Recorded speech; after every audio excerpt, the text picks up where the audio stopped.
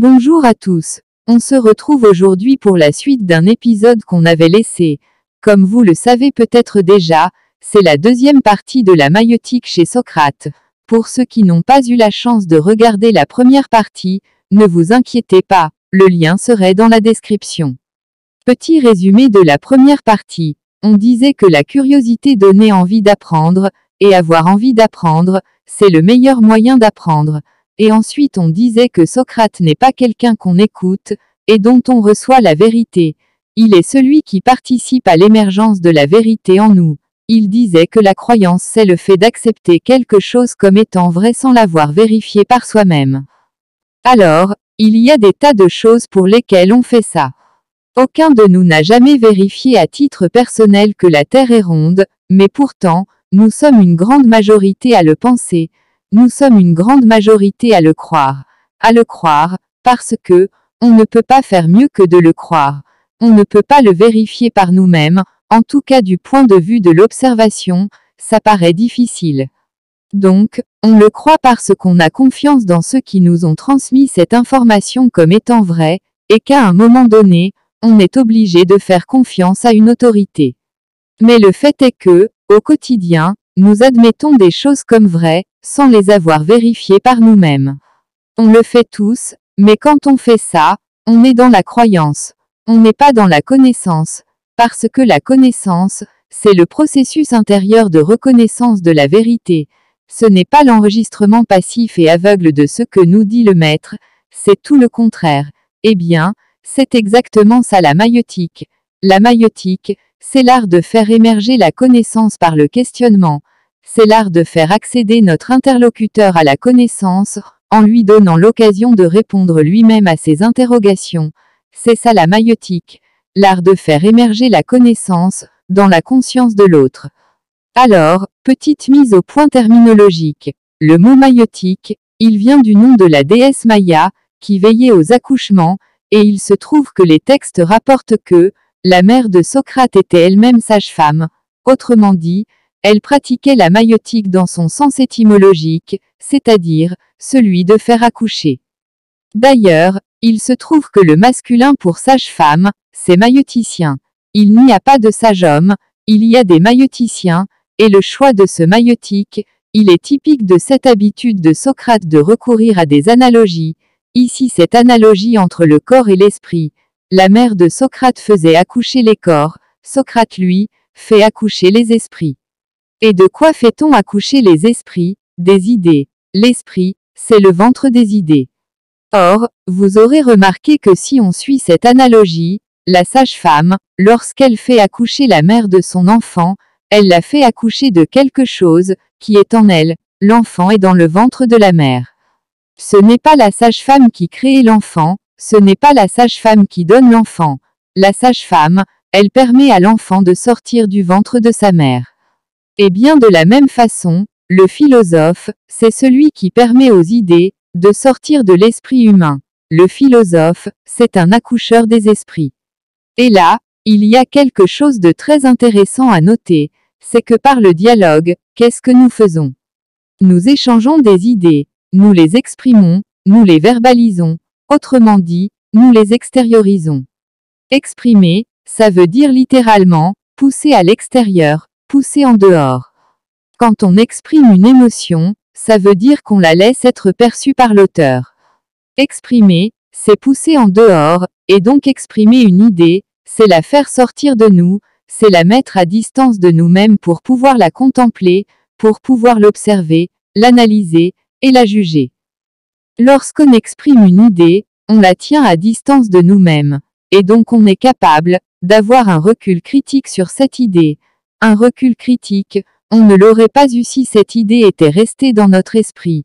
Une distance critique qui nous aurait été impossible d'avoir si cette idée était restée dans la mélasse de nos pensées intérieures. Parce que lorsque nos pensées sont à l'intérieur de notre esprit, elles s'y trouvent très bien, c'est très confortable pour les idées d'être à l'intérieur de l'esprit. Mais en étant à l'intérieur de l'esprit, elles ne sont pas poussées à la remise en cause critique, elles ne sont pas poussées à l'évaluation critique, de la même façon que l'enfant n'a aucune envie de sortir du ventre de sa mère, pour affronter le monde, il est très bien dans le ventre de sa mère. Il est au chaud, il est nourri, il est à l'abri du monde. Mais en étant à l'abri du monde, il ne va pas pouvoir évoluer. Il ne peut pas grandir. Il ne peut pas croître, se développer, et accéder à la maturité. Si l'enfant ne sort pas du ventre de sa mère, il est voué à ne jamais s'accomplir. De la même façon, une idée qui reste dans le cocon de notre esprit, une idée qui refuse de se confronter au monde, c'est une idée qui est condamnée à ne jamais devenir vraie. C'est une idée qui est condamnée à ne rester qu'une croyance. Et d'ailleurs vous remarquerez comme parfois, il suffit de prononcer une idée, il suffit d'exprimer verbalement une pensée, pour la voir autrement, pour la considérer sous un autre angle justement, sur un autre angle de vue. C'est normal parce qu'en exprimant une idée, on la sort de nous-mêmes, on en fait un objet de pensée, et ce qui fait que parfois, nos prises de conscience passent simplement par la verbalisation. On va dire quelque chose qui était au fond de nous, qu'on n'avait jamais prononcé, et il suffit de le prononcer pour tout à coup mieux comprendre. Ce qui fait d'ailleurs que les thérapies psychanalytiques passent par ce recours au langage, ce recours à la verbalisation, pour mettre à distance de nous-mêmes ce qui est enfoui à l'intérieur en nous. Et c'est ce qui fait que parfois, il suffit d'écouter l'autre pour résoudre ses problèmes, parce qu'en écoutant l'autre, on lui donne l'occasion de s'entendre lui-même. La maïeutique, c'est l'art d'expulser à l'extérieur de notre esprit, ce qui est au fond de notre esprit, mais dont nous n'avons pas conscience. Et par ce processus, nous prenons conscience de ce que nous pensons, et alors il nous devient possible de corriger ce que nous pensons, de voir ce qui n'est pas cohérent, de voir ce qui n'est pas conforme à la vérité, de voir ce qui se contredit. Et donc ça ne se passe pas par la transmission extérieure d'un savoir que l'on accepte au nom d'une autorité, ça passe par la provocation d'un mouvement intérieur vers l'extérieur. Autrement dit, un mouvement qui a besoin de nous pour avoir lieu. La maïeutique, elle a besoin de nous pour avoir lieu. Et ainsi lorsque les questions sont bien formulées, lorsqu'elles visent juste, et qu'il suffit pour l'interlocuteur de consulter sa raison, ce que les Grecs appelaient le logos, et en ce moment-là, la réponse devient une évidence. Lorsque les questions sont bien posées paradoxalement, il n'y a plus besoin de réfléchir. La vérité, elle sort d'elle-même. Elle sort d'elle-même, à condition qu'on joue le jeu de la vérité, à condition qu'on soit dans une démarche de bonne foi, de sincérité intellectuelle. C'est sûr que si vous pratiquez la maïeutique avec quelqu'un, qui a décidé que de toute façon, il ne changerait pas d'avis, que de toute façon, il avait raison, ça ne sert à rien, on n'obtiendrait rien, tout ce que vous obtiendrez, c'est l'esprit de contradiction, c'est de la mauvaise foi, c'est du repli sur les croyances. Parce qu'il ne faut pas oublier que nos croyances, nous y sommes attachés, nous en avons besoin parce que notre équilibre identitaire en dépend. Certaines croyances sont indispensables à la conception que nous avons de nous-mêmes, et si ces croyances s'effondrent, c'est une partie de nous-mêmes qui s'effondre. C'est peut-être bien toute notre vie qui s'effondre, et nous ne voyons pas toujours qu'il faut parfois que certaines choses s'effondrent, pour pouvoir les reconstruire. Une croyance qui s'effondre, c'est la fin d'un monde, c'est la fin de notre monde. C'est une mort parce que l'effondrement d'une croyance nous rappelle que nous avons eu tort, et donc, nous avons vécu dans l'erreur. Et savoir que l'on a vécu dans l'erreur, surtout si on a beaucoup misé sur cette erreur, surtout si on a beaucoup investi dans cette erreur. C'est très difficile à supporter, ça peut même devenir totalement insoutenable. Donc il faut être disposé à accepter le jeu de la maïeutique, c'est-à-dire, à accepter le jeu de la cohérence avec soi-même. Si on commence à vouloir négocier avec la raison, si on commence à vouloir trouver des chemins détournés pour arriver à la conclusion qu'on s'était fixée en amont, la maïeutique n'aura aucune efficacité, elle sera une perte de temps.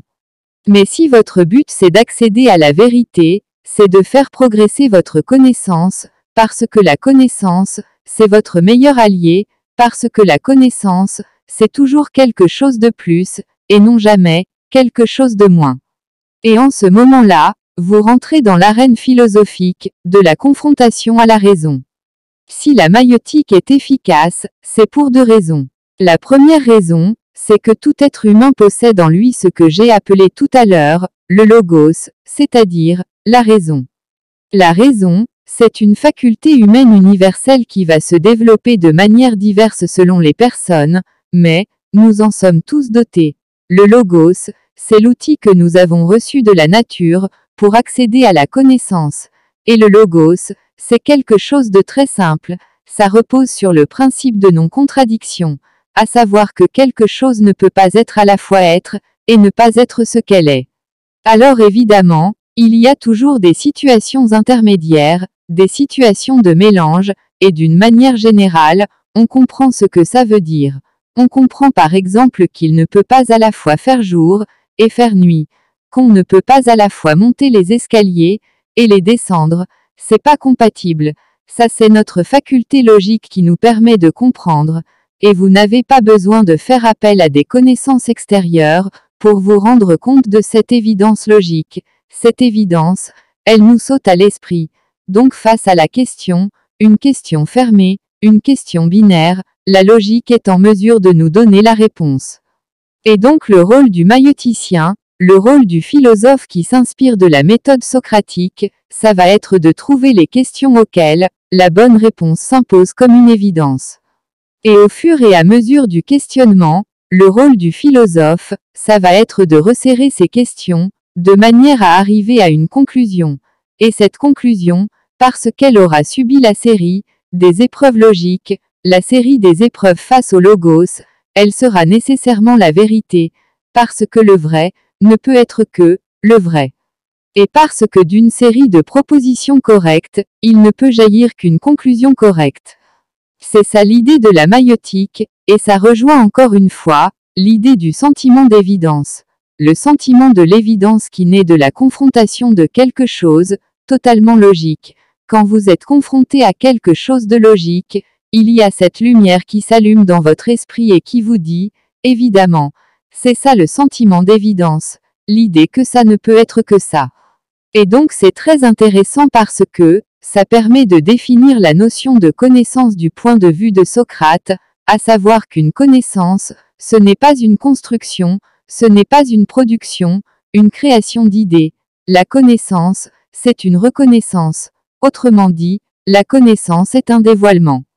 Qu'est-ce que ça veut dire? Ça veut dire que connaître, ce n'est pas créer quelque chose qui est vrai. Connaître, c'est lever le voile sur quelque chose qui est vrai.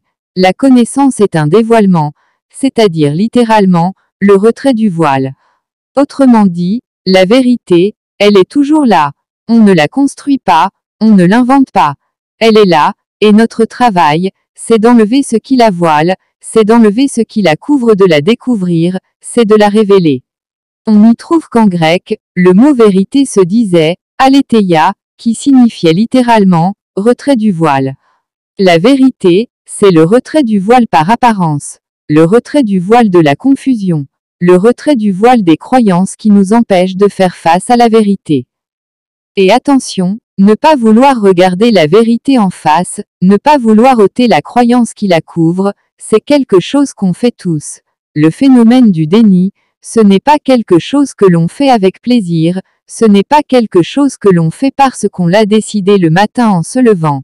Et l'état des personnes qui sont dans le déni permanent, parce qu'il en va de leur sécurité psychique, et il en va de notre sécurité psychique à tous, de vouloir fermer les yeux sur certaines choses, parce qu'elles nous insécurisent psychiquement. Il y a des personnes qui ont vécu des traumatismes d'une violence épouvantable, et qui ont besoin de recouvrir ce traumatisme, par des croyances, par une image qu'elles se seront construites d'elles-mêmes, par la réécriture d'un scénario, qui aura donné à leur histoire un autre sens et une autre direction. C'est tout à fait normal. La philosophie ne prétend pas bouleverser les lois psychiques, certainement pas. La philosophie prétend apporter à ceux qui sont dans une démarche consciente de recherche de la vérité, à pouvoir disposer d'un outil qui le leur permet. Et donc, je reprends là où je m'étais arrêté. Je disais que le sentiment d'évidence, c'est quelque chose qui prend la forme d'une reconnaissance. Et je vous invite vraiment à faire l'expérience, vous-même. Quand vous êtes face à une démonstration logique dont la conclusion vous a paru évidente, observez ce qui se passe en vous à ce moment-là. Observez la nature de votre réaction. Vous allez voir que la nature de votre réaction, c'est de vous dire que ce que vous avez sur les yeux, c'est comme si vous l'avez toujours su, c'est comme ça avait toujours été là, et que ce n'était qu'à ce moment-là que vous le découvriez. Mais ça était toujours été là. Cette évidence, elle n'est pas née au moment où vous vous en êtes rendu compte. Votre prise de conscience ne correspond pas à la naissance de cette vérité. Cette vérité a toujours été là, et vous ne faites que la reconnaître. Et ça, c'est la deuxième raison pour laquelle la maïeutique apparaît pour Socrate comme la meilleure méthode d'investigation du vrai. Pour le comprendre, il va falloir mettre un petit peu de côté nos conceptions modernes, et accepter de se glisser dans l'esprit d'un grec de l'Antiquité, c'est-à-dire de quelqu'un qui pouvait éventuellement croire dans l'existence des vies antérieures. Quand on a une certaine conception de qu'est l'âme, l'hypothèse de la réincarnation devient quelque chose de totalement envisageable. Si l'âme est bien une entité immatérielle qui a une existence autonome par rapport au corps, et à ce moment-là, il est très facile de concevoir ce que Platon appelle la migration de l'âme, c'est-à-dire que l'âme va prendre possession d'un autre corps, lorsque le corps précédent sera arrivé à son échéance. Et donc là, on rentre dans le Socrate mystique. Et donc cette théorie selon laquelle l'âme migre de corps en corps de manière éternelle, c'est ce que Platon appelait la réminiscence. La réminiscence, c'est l'idée que, à chaque nouvelle incarnation, l'âme oublie tout ce qu'elle savait. Elle oublie toutes les connaissances accumulées au fur et à mesure de ses expériences, au fur et à mesure de ses existences antérieures.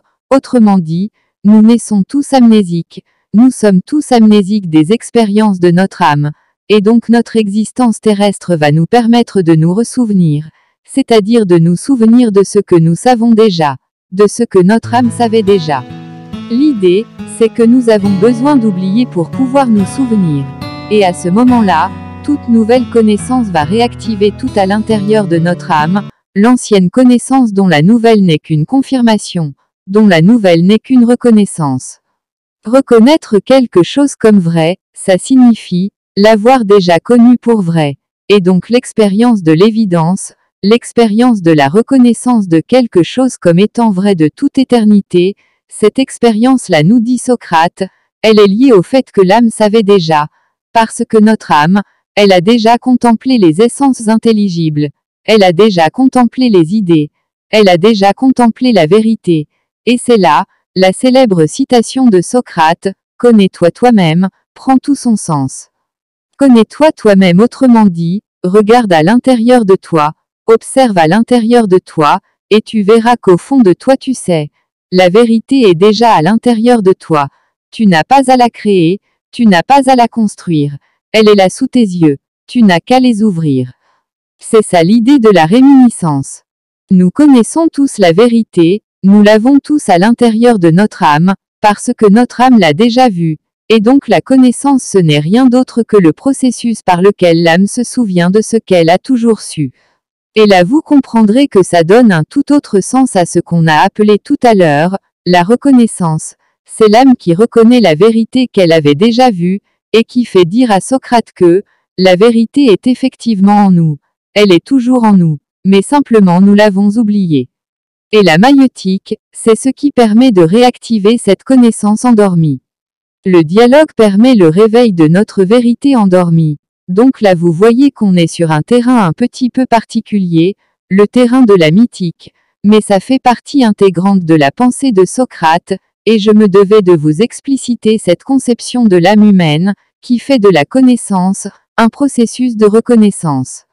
Alors, il se trouve que la méthode de la maïeutique se couple un second principe, c'est le principe de la dialectique, qu'on verra dans la vidéo de la dialectique de Friedrich Hegel. Donc très rapidement, dialectique, ça vient du grec dialegen, qui est issu du mot dialogue, et dialogue littéralement, dialogos, c'est le logos qui se divise en deux, c'est la raison partagée. Le dialogue, c'est le lieu de déploiement de la raison sous une forme divisée. C'est une manière intéressante de concevoir ce qu'est le dialogue, parce que ça permet de comprendre que c'est à deux qu'on accède à la vérité. Autrement dit, l'accès à la vérité suppose toujours un détachement vis-à-vis de soi-même. et la dialectique, c'est le principe selon lequel on accède à la connaissance par le jeu des contractions. C'est par élimination du faux que l'on se rapproche du vrai. On n'accède pas à la vérité d'emblée. On n'accède pas à la réalité par un saut. On doit en passer par la réfutation, la contradiction, et c'est à force d'avoir surmonté toutes les conditions que l'on accède à quelque chose qui mérite le nom de vérité. Et ça c'est quelque chose dont on fait tout l'expérience au quotidien. C'est-à-dire, on fait des erreurs qu'on essaie tant bien que mal d'apprendre de ces erreurs pour ne pas les reproduire. C'est le principe même de l'apprentissage que de se baser sur nos expériences passées, pour ne pas reproduire les mêmes erreurs. Ce qui veut dire que les erreurs nous aident, à condition qu'on y soit attentif, à condition qu'on les corrige, c'est-à-dire à condition qu'on change ce qui est à l'origine de nos anciennes erreurs. Parce que prendre conscience d'une erreur pour la répéter indéfiniment, ce n'est pas très utile. Ce n'est pas ça qui ça va nous faire progresser. Mais faire des erreurs en étant attentif au pourquoi nos erreurs, à ce moment-là on progresse dans la connaissance. L'idée maîtresse de la dialectique, c'est que la contradiction est le moteur de la connaissance. La contradiction est le moteur de la connaissance, c'est-à-dire que si on accepte l'idée de la remise en question de soi, si on accepte, et on assume nos erreurs pour justement ne plus avoir à les reproduire, eh bien à ce moment-là, nos erreurs nous auront été utiles, nos erreurs nous auront été bénéfiques, et on pourrait presque remercier nos erreurs pour nous avoir guidés sur le bon chemin. C'est à force d'emprunter le mauvais chemin que l'on finit par se réorienter sur le bon chemin. Et c'est là que le rôle d'autrui va être absolument fondamental, parce que l'autre va être l'occasion de la contradiction. Et une contradiction, c'est toujours désagréable, précisément parce que ça heurte nos croyances, et que nous sommes attachés à nos croyances. On aime que nos croyances soient bousculées, sauf qu'en étant bousculées, nos idées vont réagir. Et elles vont réagir en se mettant en ordre. Elles vont tenir compte de la contradiction qu'elles auront subie, pour ne plus avoir à la subir.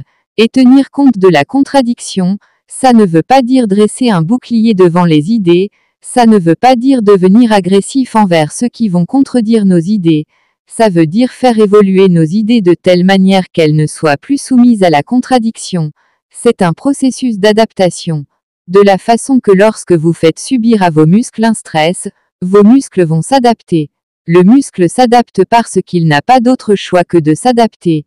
Il est obligé de prendre en compte la pression qu'il a reçue, pour ne plus avoir à la subir. En prenant en compte ce qu'il aura subi, le muscle va se développer, va se renforcer, de telle sorte qu'il ne sera plus vulnérable au prochain choc. L'esprit fonctionne exactement de la même manière. Et c'est pour ça que, en absence d'interlocuteur avec qui exercer la maïeutique, il peut devenir utile de pratiquer la maïeutique avec soi-même. Autrement dit, de penser contre soi. Penser contre soi, c'est être soi-même notre propre contradicteur, notre propre opposant, pour mettre à l'épreuve nos croyances, et voir si elles supportent le poids de la contradiction. Penser contre soi, c'est accepter que tout ce que l'on sait, c'est ce que l'on croit savoir. Et nul n'est à l'abri de la remise en cause. Être dans l'erreur n'a jamais été un problème. Le problème est d'en sortir, et on peut en sortir qu'à condition d'admettre que l'on y a été. Le vrai sage n'est pas celui qui sait, un vrai sage, c'est celui qui sait qu'il ne sait pas. Croire que l'on sait, prétendre que l'on sait, c'est se condamner à errer dans le couloir obscur de la certitude, sans jamais pouvoir trouver d'issue. C'est se convaincre que l'on est sur le bon chemin tout en sachant au fond de soi, que ce n'est pas la bonne route. Savoir que l'on ne sait pas, c'est savoir que l'on a encore tout à apprendre, et tout ce que je sais n'est là que pour être piétiné, que pour être renversé, et fertiliser ce qui sera ma connaissance de demain. Tous les jours, une partie de nos croyances s'effondre. Nous savons mais, nous ne voulons pas, nous n'acceptons pas de laisser mourir nos croyances. Nous tenons à elles, nous y sommes habitués, quelque part, nous les aimons parce qu'elles nous permettent de nous définir, nous les aimons parce que, nous nous identifions à elles. Nous avons l'impression que si nous les perdons, nous ne sommes plus rien. Nous sommes livrés aux ténèbres de l'inconnu, mais l'inconnu n'est rien d'autre que ce qui demande à être connu, l'inconnu n'est rien d'autre que l'autre côté du connu, l'autre côté du dé, et les trois faces que nous ne voyons pas, Nous sommes effrayés par l'autre côté. Nous sommes effrayés par ce qui est derrière l'horizon, sans voir que l'horizon se recule à mesure que nous avançons. La connaissance de soi vers la connaissance du monde, c'est accepter de mourir, c'est accepter la mort de nos croyances, la mort d'une partie de nous-mêmes, et savoir que, de cette mort, nous renaîtrons toujours. Je vous remercie.